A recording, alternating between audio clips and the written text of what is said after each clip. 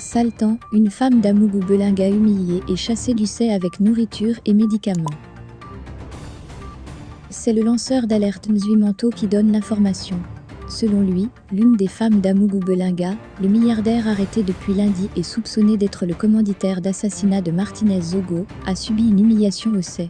Le lanceur d'alerte indique que la dame, dont l'identité n'a pas été dévoilée, a été rembarrée par les gendarmes enquêteurs au Sey lorsque celle-ci est venue apporter de quoi manger à son mari. Le colonel Otoulou, chef de la commission de l'enquête, n'est pas passé par 4 chemins pour chasser l'une des épouses du polygame Zonlo venue lui apporter à manger dans sa cellule obscure du secrétariat à la défense.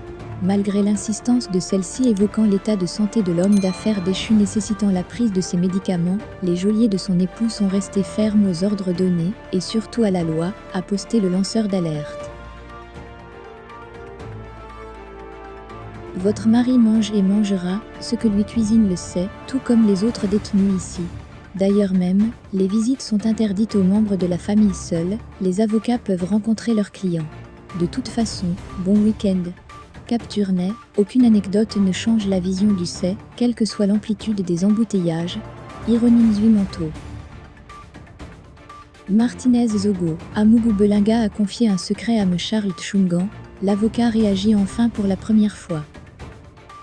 Jean-Pierre Amougou-Belinga a été interpellé depuis le lundi dernier au moment où ni lui-même, ni plusieurs autres Camerounais, ne s'y attendaient pas.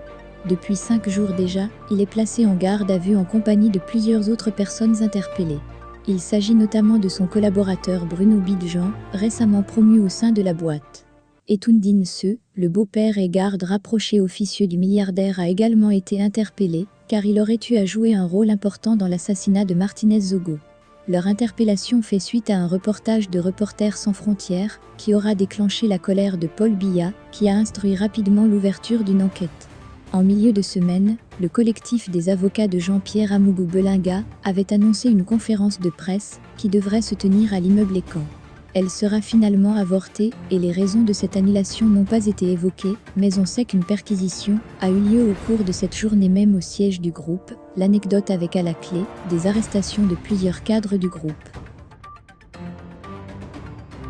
Aux dernières nouvelles, on apprend que l'avocat du milliardaire s'est prononcé au micro de Reporters sans frontières. Il s'agit de sa première réaction officielle depuis l'ouverture de l'enquête autour de l'affaire Martinez Zogo. Selon Maître Charles Tchungan, l'avocat d'Amougou-Belinga, son client est victime d'une cabale médiatique et d'une campagne à sens unique. Il indique d'ailleurs que Jean-Pierre Amougou-Belinga serait très serein et il perçoit ce qui lui arrive comme une machine en marche contre lui.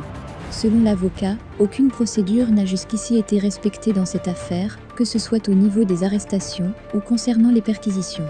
L'ancien bâtonnier de l'Ordre national des avocats pourrait tenir un point de presse sur les détails de cette affaire dans les prochains jours. Une sortie qui est attendue, dans la mesure où depuis l'avènement de cette affaire, l'équipe de l'homme d'affaires, que ce soit ses avocats, ses proches ou même, les journalistes de son groupe de médias sont restés quasiment muets, laissent l'opinion publique dans le vent, indiquent nos confrères de Médiatude. Eh bien chers abonnés, c'est ainsi que nous arriverons au terme de cette édition. Espérant qu'elle vous a plu, n'hésitez surtout pas de nous laisser un commentaire. Merci et à bientôt pour une nouvelle édition.